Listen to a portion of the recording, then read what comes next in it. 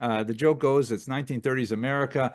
A father sends his son back to Poland to experience a little bit of, life in the Altaheim in the old country. And after he spends a Zman there, he comes back and they're at the Pesach table. And the father says, "So what did you see?" He says, "Oh, Dad, you wouldn't believe it. I met a Hasidic Jew. I met a Misnagdic Jew. I met a Zionist. I met a Po'alit Zion Zionist. I met a socialist Zionist. I met a revisionist. And he goes on and on and on. And his father says, "Well, yeah, I told you, Poland's very diverse." He says, "No, you don't understand, Dad. They're all the same Jew." Right. So it's such a fascinating society. We'll really get a sense of, in many ways, how even New York Jewry pales in comparison to the vibrancy of Jewish life of all flavors that existed in Poland between the two world wars.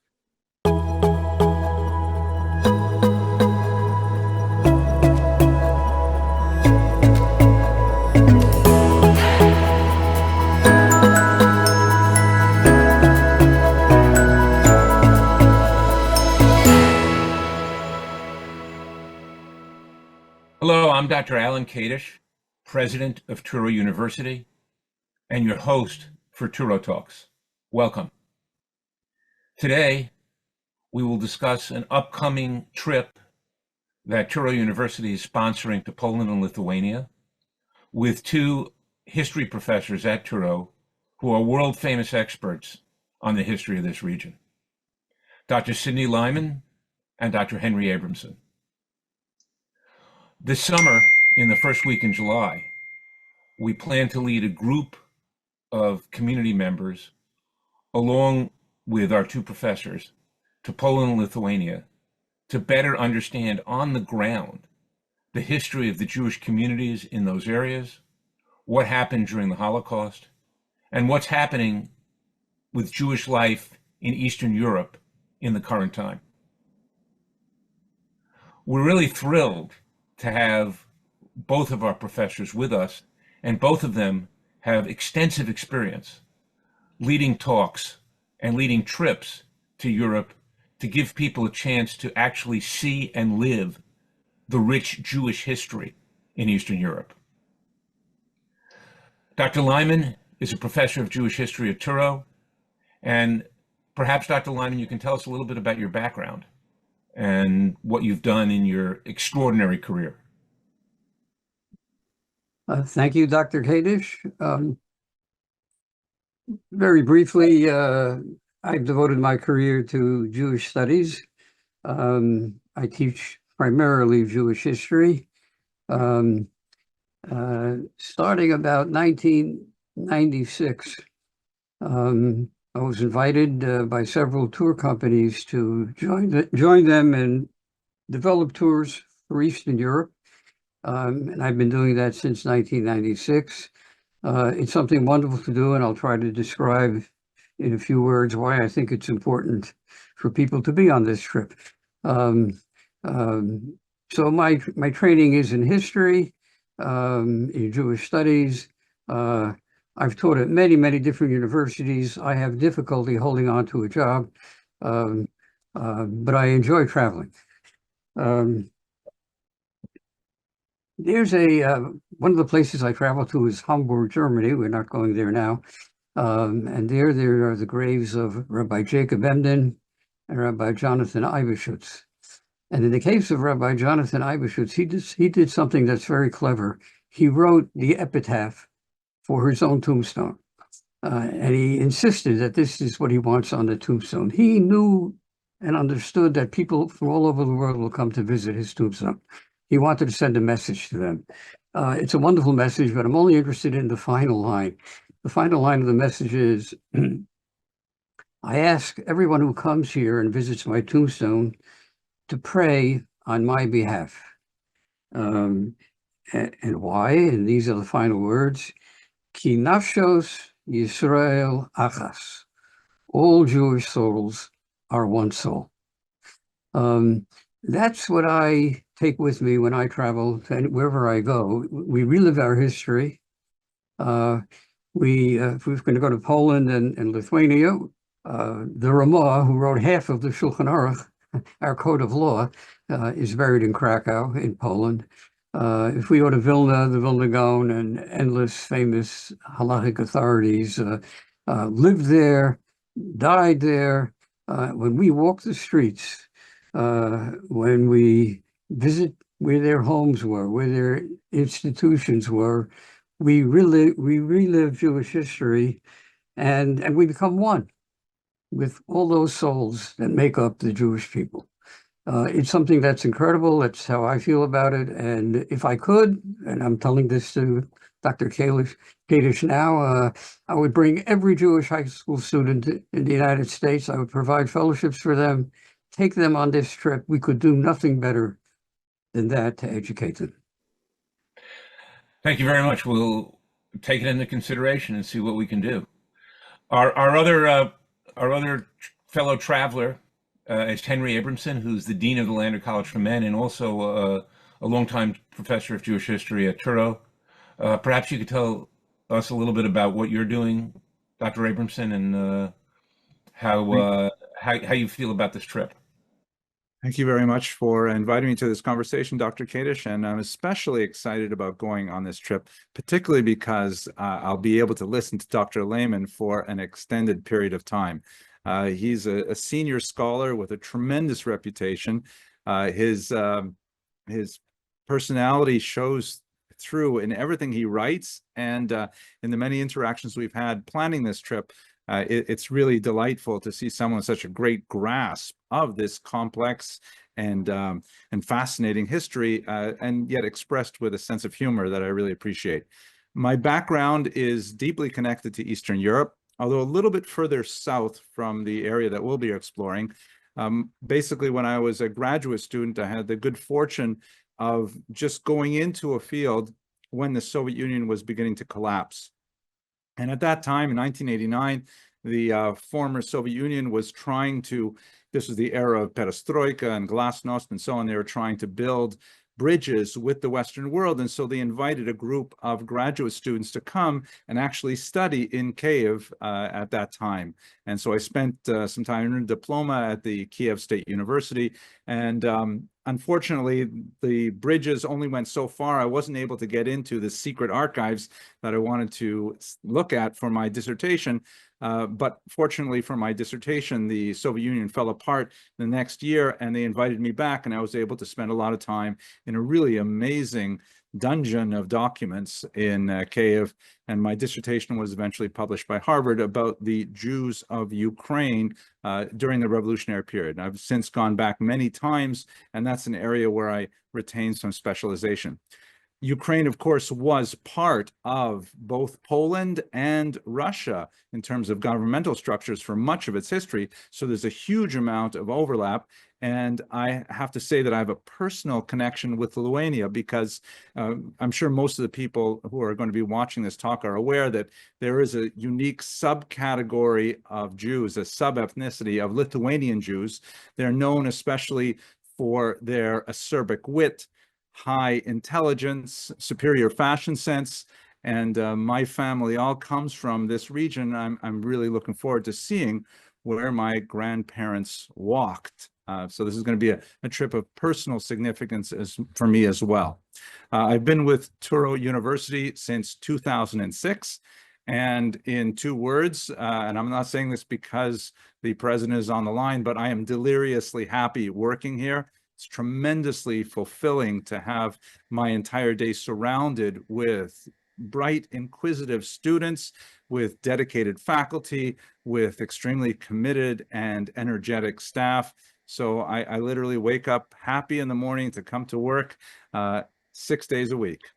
And I guess that's about it. Thank you so much. So let's start with Dr. Abramson now.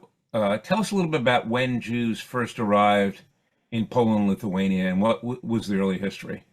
So it's fascinating. We do have like evidence from the Greek period, meaning way back in before the Common Era, of Jews setting up little trading sites on the Black Sea coast, which have been more Ukraine at that time than Poland. And then we begin to see much more significant Jewish settlement through the development of the Khazar Empire, which is an entirely bizarre chapter in Jewish history. I don't think we want to get too sidetracked, but basically in the 8th century, this Central Asian kingdom claimed to have converted to Judaism. There's a lot of historical debate over how extensive that conversion was, what kind of Judaism they may have adopted. But what we do know for sure is that Khazarian Jews were in places like Kiev, which was really the capital of what would later become Poland, Lithuania at the time, already from the 8th century. And in fact, they are very, very central to the main foundation event of the entire region, the conversion of King Volodymyr to Christianity in the year 988 was, it had actually a Kuzari-like debate with these Khazarian Jews. But the real bulk of Jewish settlement in Poland begins really with the 11th and 12th century, as we begin to have a trickle of Jews coming in and involved in all kinds of fascinating activities. Like, for example, they were mintners. Some of the earliest Polish coins that we have Hebrew letters on them because only Jews had the skill to work with precious metals and to mint them into coins. And over the course of the next few hundred years, there's both a negative pressure with growing anti-Semitism in France and Germany in particular, pushing Jews towards the East, and at the same time a recognition in Poland and Lithuania, which at this time were united in a big dynasty, to invite Jews in because their tremendous skills in developing the economy were highly valued. Jews were very literate and especially very numerate, and so their participation in the economy was highly valued. And so you have Poland and Lithuania literally inviting Jews in, giving them privileges to live in certain places and so on, and they occupied an extremely crucial part of they had an extremely crucial role in the Polish-Lithuanian community at that time. Dr. Lyman, Dr. Lyman, why did Jews come to Poland, Lithuania? What was going on in the world that led to this migration, beginning then and perhaps continuing through the Middle Ages? Very briefly, and I'm sure that Dr. Abramson can add a lot to what I will say, but very briefly, if you remember our history well, we were expelled from France, we were expelled from England, we were expelled from many, many different countries, but the largest reason why Jews came to Poland in particular was how we were treated in the German states at that time. And basically, even if we weren't expelled from a particular state, the discrimination, going back to the Crusades and so on, life became impossible really. In Ashkenaz, we had to move eastward, and when Jews made their way to a safer country at that time, which was Poland. And Jews, if we get a chance, I'll say something later, felt very at home in Poland, and I'll give you some samples of that. But we lived in Poland for 1,000 years, and we thrived there. As I mentioned, half the Shulchan Aruch is written in Poland. Not to mention almost all the commentaries on the official code of Jewish law. The Shach, the Taz, and so on were written either in Poland or in Lithuania, as the case may be. So the answer to the question is we largely moved to Eastern Europe because we were no longer welcome in Western Europe.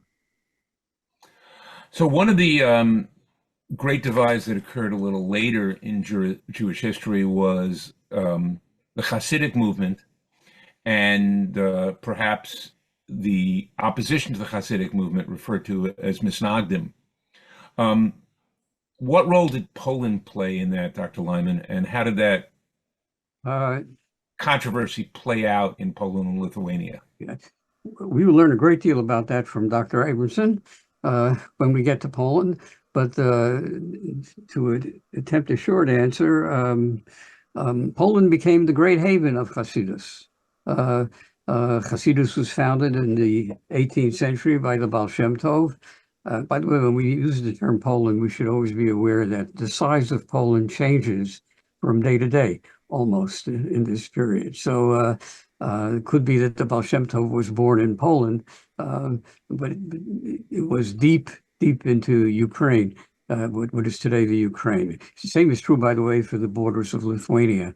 So when we speak about Poland and Lithuania, we're speaking about Lithuania today and Poland today. But depending on the century, both places were much larger in the early part of the medieval period and began to shrink through the ages, especially Poland, which almost disappeared actually as a country. Anyway, so we have to be careful whenever we say Poland and Lithuania, which Poland and which Lithuania we're talking about. Large portions of Lithuania are today in Belarus, and portions of Lithuania are actually in Ukraine as well. So in terms of Hasidus, that was your specific question. It's founded in what is today Ukraine, but it spreads very quickly and comes to Poland largely at the end of the 18th century and at the beginning of the 19th century, and then forever until the Holocaust. The two famous names are Elimelech of Luzhensk. We're not going to visit Luzhensk. And the Chozeh of Lublin. We will visit Lublin and we will see the grave of the Chozeh. These are two of the great founders of Hasidus in Poland, what we recognize today as Poland. We could also say Galicia, and specifically Western Galicia at this point. In any event, they bring Hasidus to Poland. It catches on in Poland, and Poland by the end of the 19th century is basically Hasidic, entirely Hasidic. And we know the famous Ger, Bobov, Sanz, we can go on and on with names of Hasidic dynasties. All of them are in the heart of Poland, and virtually every Jew in Poland is a member of a Hasidic sect. And the great yeshiva, the Yeshivas Chachmei Lublin of Reb Meir Shapiro, was a Hasidic yeshiva. Catering to Hasidic students primarily. So it's a crucial contribution of Poland to Jewry, and all of us who are influenced to this day in any way by Hasidus in one way or another. And I've read some books by Dr. Abramson. It's very clear that he's come under the influence of the Piasetzner Rebbe, among others. And I'm sure we'll hear about that on the trip. So Dr. Kadish has had an incredible, made an incredible impression on Touro University as well. So that's while standing on one foot. So Dr. Abramson, tell us a little bit about Hasidus, and since you've already been outed as a devotee, tell us a little bit about Hasidus and what led the movement to spread so rapidly in the way that Dr. Lyman described. Yeah, outed, I think, is the right word. You know, the derogatory term for misnagdim in some Hasidic circles is a snag, and I'm a snag through and through, but I have a deep love for Hasidus. I used to think I was Chabad friendly, but now I think, well, anyways, if I can go back to the original question, which, you know, I'm deeply appreciative to Dr. Lehman's answer, which is really fascinating, but I want to add one more point. We should bear in mind that, you know, boundaries are crucial to understand the history, but we must understand that Jewish boundaries do not correspond to geographic or political boundaries. Lithuania is an idea. Lithuania is a place in the mind or a place in time for Jews that does not conform to any specific, you know, a river or valley or mountain that may have distinguished one country from another. And so in that context, it's important for us to understand that Hasidus largely emerged from the southern part of what would have been the Polish-Lithuanian Commonwealth, you know, the western part of Ukraine, in many ways as a reaction against the Lithuanians who were very active in the north. Again, this is an oversimplification for the purposes of this short conversation. There are a lot of fascinating economic bases to this conflict as well. But one of the basic arguments was that the Lithuanians were cloistered in their tiny base Batei Medrash, studying their Talmudic texts, a tremendous intellectual meritocracy that meant if you could not navigate the byways of a Tosfot. You really didn't have a lot of status in the Jewish world. And a lot of the Ukrainians in the Deep South, Ukrainian Jews, felt largely disenfranchised. And they said, is this the only way that we can reach out to our God? Is this the only way that we can fulfill ourselves as Jews? And Hasidus emerged as an ecstatic movement, emphasizing the value of communal singing, of dance, of communal drinking, all kinds of things that Lithuanians generally look down on. And Poland was the battleground, right? Poland is right between Lithuania to the north and Ukraine to the south. And so those battles were hard fought. Chabad, that I mentioned earlier, actually is ironically a Lithuanian Hasidic movement. The Maggid of Mezrich had 5 students, and one of them was Rabbi Shneur Zalman of Liadi, who made his way up north in particular and established Hasidus in Lithuania. But the fighting was bitter and rancorous, and it got to the point towards the end of the 19th century that both Lithuanians and Hasidim, or Misnagdim and Hasidim to be more precise, were literally denouncing each other to the Tsarist authorities, who were more than pleased to throw the denounced individuals into jail. That's why, I don't know why Lithuanians don't have so many holidays celebrating when people get out of jail, but the Hasidim have a whole panoply of them. I mean, much of the calendar is made up with no Tachanun today because so-and-so got out of jail. It was a real deal. It was bitter, bitter fighting. And the only reason that came to a conclusion was because the winds of change were blowing in from Germany. The Maskilik movement was beginning to suggest that the debates that Lithuanians and Hasidim were having over how to shecht an animal properly or what time to daven Shachris paled in comparison with some of the suggestions like baptism that were coming out of Jews from Germany. And they began to effect something of a compromise. So that's the short version of the story. Was there something else you asked, Dr. Kadish, about? No, so Rabbi Lyman, Dr. Lyman.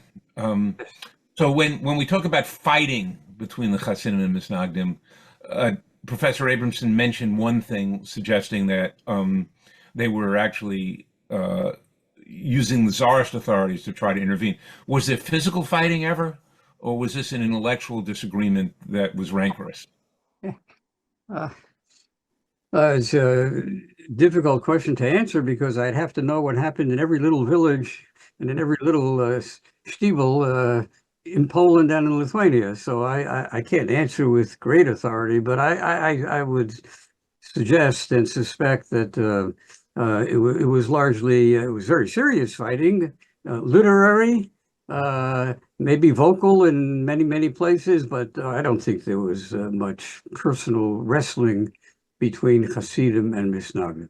And ultimately, the world has learned, as we will all find out, that we get along very nicely, that this enhanced Litvaks in a certain way, and the Litvaks enhanced Hasidus. The Hasidus of the 18th century is not the Hasidus that we have today, and I'm sure we'll learn about that on the trip. But so give us just one hint about what you mean when you say the Hasidus of the 18th century is not the Hasidus of today. Just tell us one little bit about what you mean by that. About the influence of Lita on Hasidus? Is that what's different about Hasidus in the 18th century relative to today? In the 18th century, well, let's understand the following. Everything happens in a historical context. The 18th century followed the 17th century. And in the 17th century, there was a major messianic movement, the Sabbatian movement, Shabtai Tzvi, who ultimately converted to Islam and died. He still had followers who believed that he was the Messiah in one form or another. So in terms of Lithuania and the Vilna Gaon, if you read the original documents that are written against Hasidus, they had great fears that the Hasidim were just a subsect of the Sabbatian movement. And they looked a lot like members of the Sabbatian movement. They all had beards, they grew payas. they didn't observe all the rules and regulations of the Shulchan Aruch. One wonderful way of not following halacha is making sure to daven at a very late hour, which Hasidim did, and it didn't go over big with Vilna Gaon and others. So there were some very important discrepancies between the ways Hasidim lived and the way Litvaks lived in the 18th century. Ultimately, through the centuries, Hasidism toned down some of its practices, and today, as far as I can tell, Hasidim get along very nicely with Misnagdim, with the possible exceptions of some radical Hasidic sects, um, which sometimes create problematic issues. But by and large, we're going to be in Poland and Lithuania, hopefully, and we will see that in every town in Poland and Lithuania, every major city, Chabad is present. And if not for the shliach of Chabad, in some places you wouldn't have kosher food. They're in Vilna. In fact, they run the mikveh in Vilna, and Kol Dover Shebekadusha really is done by Chabad in Vilna today. So we'll probably get a glimpse of that also. So again, very in a line, things have changed between the 21st century and the 18th. And I think we get along very nicely. Anyone who lives in Far Rockaway or the Five Towns will know that you have Hasidic shtibels and you have Young Israels and other types of shuls, and they get along, as far as I know, they get along very nicely. So just to reemphasize the point you're making, there's actually a synagogue in Teaneck, a few blocks from where I live, which has two rabbis. One is a chassid and one is a misnagid. And they alternate weeks. And they're in speaking terms. Well, they not only speak to each other, but they speak in shul on alternate weeks and sometimes in the same week. So it's an attempt to create the fusion that you described. Absolutely. So let's move forward a century or two to the Holocaust. Professor Abramson, can you tell us a little bit about the Jewish communities in Poland and Lithuania before the Holocaust? If I can take a line from Dr. Lyman, everything occurs within context. And one of the things that we can certainly say about the Jewish community in both Poland and Lithuania, especially coming up to World War I and completely between the two world wars, is this was a dynamic and changing society. We may have kind of like this frozen in time image taken from Fiddler on the Roof and things like that. Nothing can be further from the truth. Poland had a massive concentration of Jews. It would be under the Russian Empire up until World War I, Lithuania as well. But they were expressing their political viewpoints in a wide variety of venues, some of which were religious, like the Hasidic Misnagdic controversy. I'm not quite as sanguine as Dr. Lyman about the analysis of the reduction of controversy and even heated physical violence between the groups. Don't forget, my favorite is that we actually came to blows. When I say we, I mean, the Jewish people as a whole in medieval Spain, specifically over how to punctuate Hebrew poetry. The followers of Menashe ben Saruk and Dunashe ben Labrat literally were rioting in the streets with each other over Jewish poetry. So it's not surprising to me that we should be arguing about very weighty issues as raised by the Hasidic context. So in Poland, you have Hasidic Jews, Misnagdic Jews, who are quite often at odds with each other. You have socialist Jews of various stripes, communist, more moderate forms of socialism. You have a wide variety of Zionist Jews who are mixing into their Zionism, various degrees of socialist philosophy or religious philosophy. And then, of course, you have what are sometimes called liberal Jews who were openly assimilationists, who were saying, we should just put all this aside and just assimilate into Polish culture, either as Jews or maybe not as Jews. And all of these movements were engaged in a very vibrant cultural strife, a Kulturkampf that existed within the Jewish world that was ultimately overshadowed by the threat that integral nationalism and fascism would bring to the region. It reminds me of a short joke. Perhaps I could tell you this very quickly.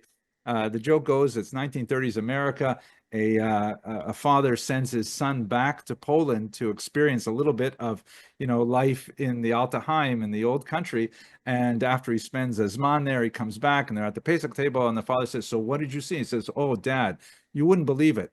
I met a Hasidic Jew. I met a Misnagdic Jew. I met a Zionist. I met a Po'alit Zion Zionist. I met a socialist Zionist. I met a revisionist. And he goes on and on and on. And his father says, "Well, yeah, I told you, Poland's very diverse." He says, "No, you don't understand, Dad. They're all the same Jew."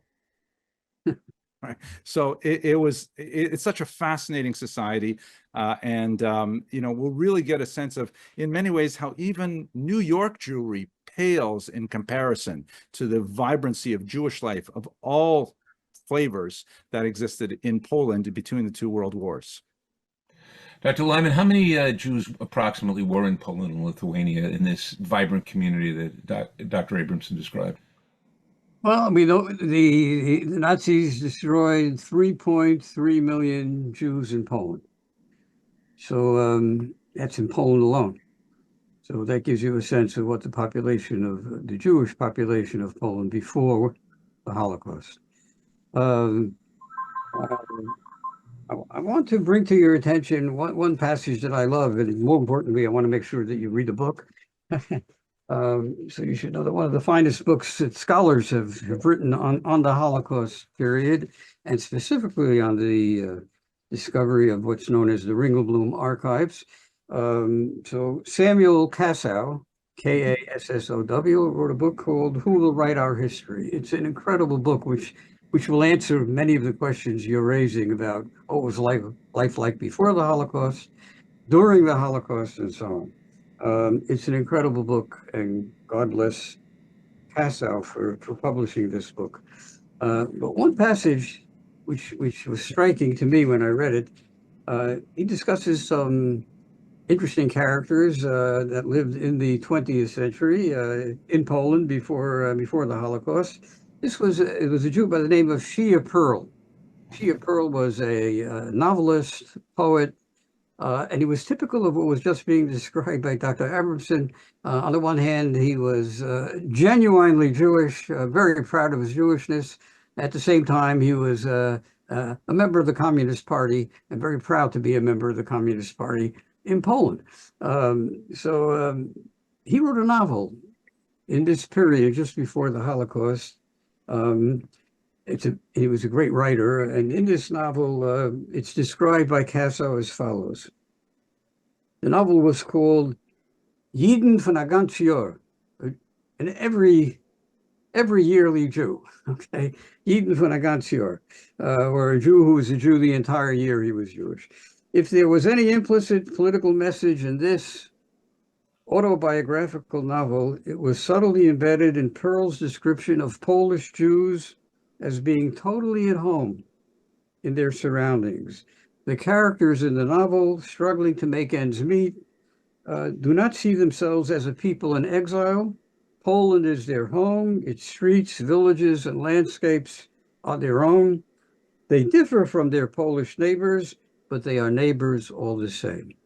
That's an attitude that could be more or less documented for almost the entire period of Jewish history in Poland, of Jewish presence in Poland, until the Holocaust. So that's something we should remember. We shouldn't dismiss Poland and Lithuania, as many do, and why I wouldn't walk back to that country no matter what. That's where we lived. That was our history. We were very comfortable, and we thrived in those countries. So just a quick follow-up question, Professor Lyman. How you described how Jews thrive there. Were Jews involved in the political structure in Poland? That depends on the century. They certainly were involved politically. In the earlier periods, we're talking about wealthy Jews who brought some monies to Poland and especially to Lithuania, who were welcomed by kings. The Jews first settled in Vilna, came to Vilna in the 14th century or so, because they were invited to come. And many kings understood that the Jews had capital.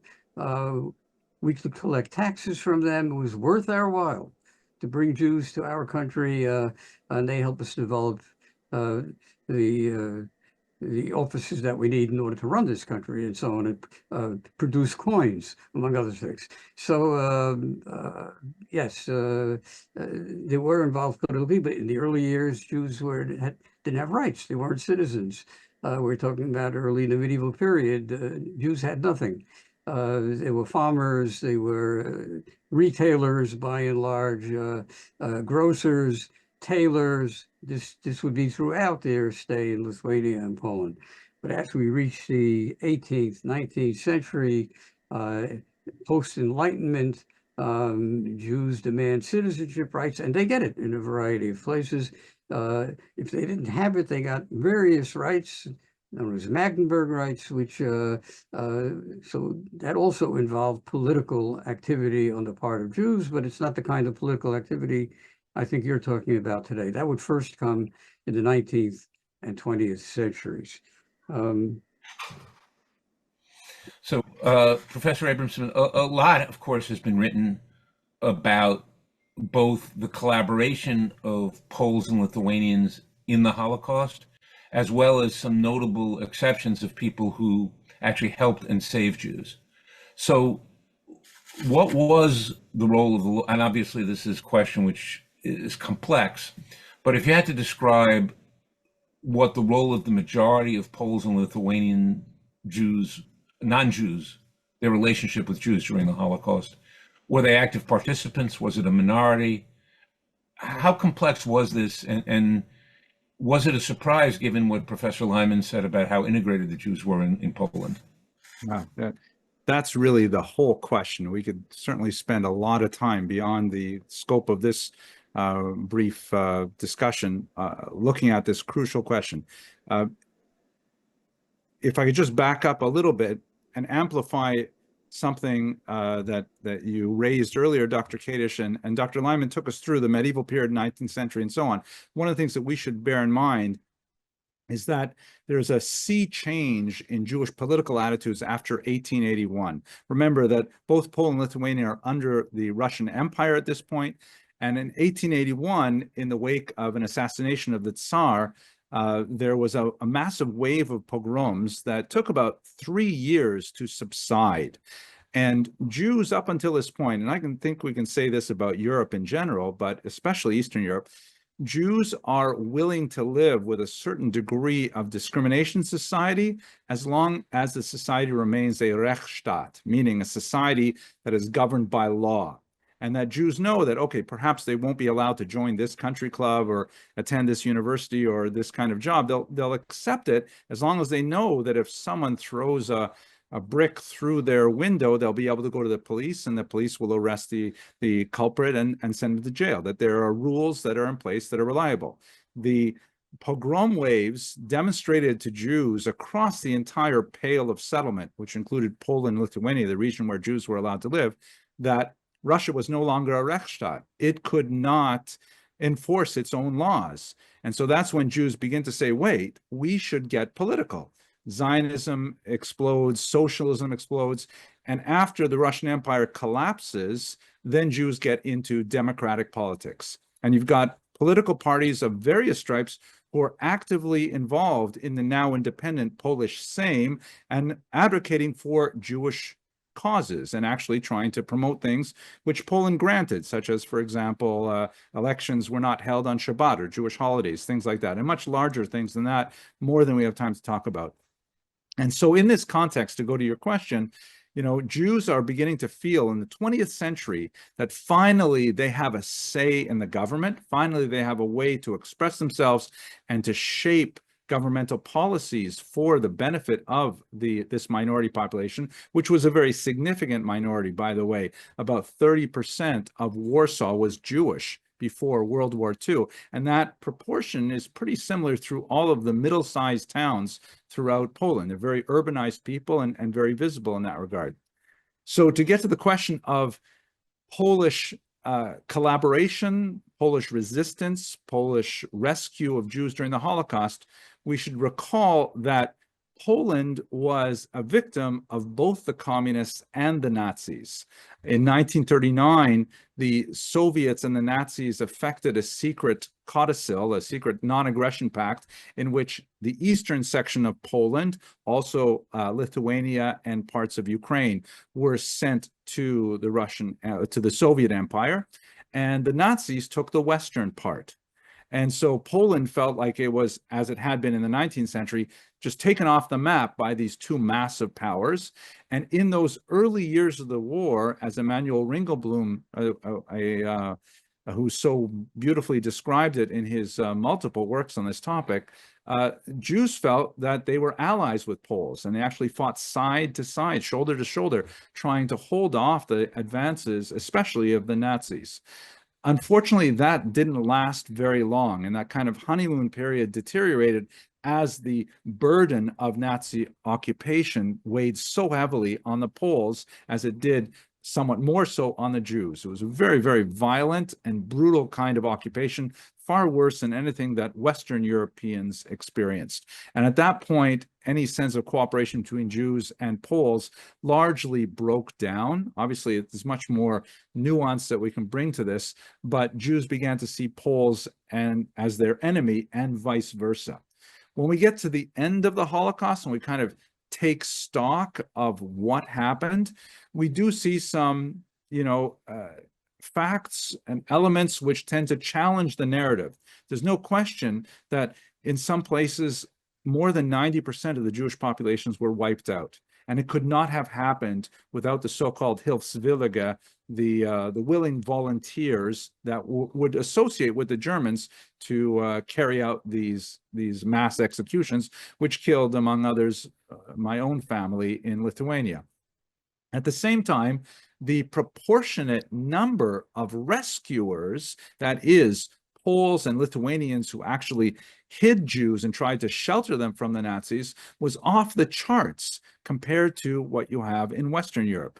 Again, there's so many factors to consider here. The concentration of Jews was so much higher. There's so many more opportunities for this kind of altruistic behavior. But if you go to Yad Vashem and you look at the Avenue of the Righteous, you'll see that the majority of the names there are Slavic. They're not French and Russian, French and German and so on. They're Slavic because there's so many Poles who are willing to save Jews. It's funny when I visit France quite frequently in my Jewish history travels, and I have yet to meet any French person who was not part of the resistance or descended from part of the resistance. It's amazing that the Germans were able to take over all of France like that, but that's an aside. So, but I want to end on a more sobering note to answer your question. One of the most difficult chapters in Jewish history during the Holocaust in Poland is something which was exposed by my colleague Jan Gross, a phenomenal scholar who studied this small town called Jedwabne. And in a series of books, starting out with a book called Neighbors, he pointed out that in the period of time when the Nazis advanced and drove the Soviets out of Jedwabne, there was a period of about 3 or 4 days where they were not present. And there was a massacre of Jews. For a long time, it was believed that it was the Nazis who came in and massacred the Jews. But testimony has made amply evident that, in fact, it was the local Polish population of Jedwabne who murdered their own neighbors. It's a small-scale pogrom. We're not talking about more than a couple thousand people in the scope of the 6 million of the Holocaust or 3.2 million of Polish Jews. But still, the idea that in that brief interregnum of a few days, people who lived side by side for literally centuries could rise up and massacre their neighbors, the title of this book, that is a very, very problematic lens through which to view this history. Jan Gross is a political figure in Poland. He's a persona non grata, and actually some of Polish legislation reflects a pushback against this one thin volume that says a lot about the nature of Polish-Jewish relations during the war. And I'm sure we'll have time to delve into these issues with much more, ample room for discussion when we're on this trip. Thank you so much. Professor Lyman, you answered much of this question earlier. You talked about how we can connect to Jewish souls by visiting Poland and Lithuania in a very powerful way. Does the Holocaust and the collaboration that Professor Abramson talked about lead you to understand the hesitation that you described that some people have about visiting? And what are your feelings about that? Very briefly, I'm going to answer with the Baal Shem Tov is buried in Ukraine, Mezhbesh, as a sample. The Korban Sanel, one of the great commentators on the Talmud, is buried in Karlsruhe in Germany. Now, there are Jews who will never return to Germany, and they say, I will never return to Ukraine. But why is the Baal Shem Tov guilty? I'm not going to visit the Baal Shem Tov because it's true there was a Holocaust, and Ukrainians didn't treat Jews very well in the 20th century and during the Holocaust. The answer is it doesn't change our history in terms of here's where we lived, here's where we wrote, here's where we published. The Vilna Shas was published in Vilna. Every Talmud that every Jew uses was printed. The basic edition was printed in Vilna, and we can go and see that. You're not going to keep me away because of the Holocaust. And by the way, so many Jews died in the Holocaust, and we know where they were killed: Auschwitz, Treblinka, and so on. Why abandon them? Why should I not go on this trip just to be able to be there in Auschwitz or in Treblinka, say a Kaddish, and remember all these Jewish martyrs? So for those reasons, I think it's very important that despite the Holocaust, we need to remember how we benefited from Jews who lived in Poland and Lithuania. I want to add one little piece to that, which probably every one of us can relate to in one form or another. We're going to visit Slobodka. Slobodka is a suburb of Kovna. That's where there was the famous Slobodka Yeshiva. And in terms of influence on the United States and on everyone sitting in this room and in any other room where Jews may be in the United States, Rav David Leibowitz, the founder of the Chafetz Chaim Yeshiva and the Chafetz Chaim movement, was a graduate of Slobodka. And you know about Chafetz Chaim. Rav Yitzchak Hutner, Rosh Yeshiva of Chaim Berlin, was a graduate of Slobodka. Rav Aaron Kotler was a graduate of Slobodka, who would later become Rosh Yeshiva in Kletsk, and ultimately Lakewood, and the rest is history. Rav Yitzchak Ruderman, Rosh Yeshiva of Ner Yisrael, was a graduate of Slobodka. My Rebbe, Rav Avram Kalmanovich, Rosh Yeshiva of the Mir, was a graduate of Slobodka.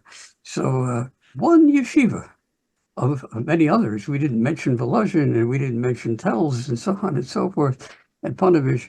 But look what one yeshiva, what an influence it had on American Jewish education. And that's something we can never forget. Thank you. Dr. Abramson, we heard a little bit about some of the places that have been mentioned. Obviously, there was a lot of destruction during World War II and perhaps post-World War II during the communist era. Are there still a lot of Jewish sites that are worth seeing in Poland and Lithuania, apart from cemeteries? Absolutely. I would like to, like, what exactly is a Jewish site? The going back in Jewish history is a mental and spiritual exercise in many ways.